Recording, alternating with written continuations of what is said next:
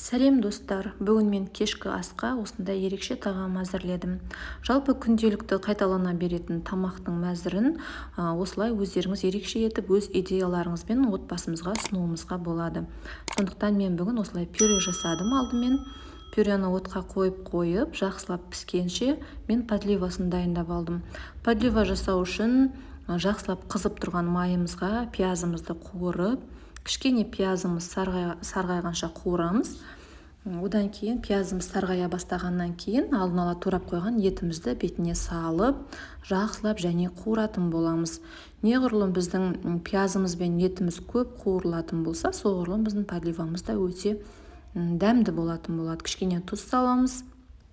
Мінекей тағы да етіміз қызарғанша қуырып, кішкене жарты қасықтай томат салдым және араластырып қуырамыз. Мінекей біздің жаңағы қызарғаннан кейін етіміз алдын ала турап қойған сәбізімізді салатын боламыз.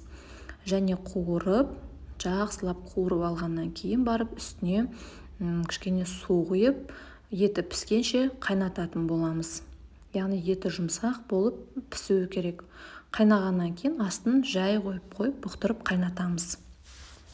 Подливамыздың дәмі ерекше болу үшін лавр жапырақтарын, сондай-ақ приправаларды және сарымсақты қосыптым.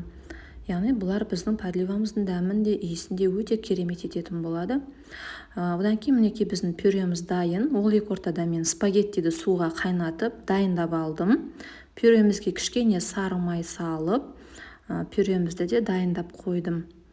Өте дәмді болады. Мінекей достар, мен ерекше кешкі асым дайын болды. Астарыңыз дәмді болсын.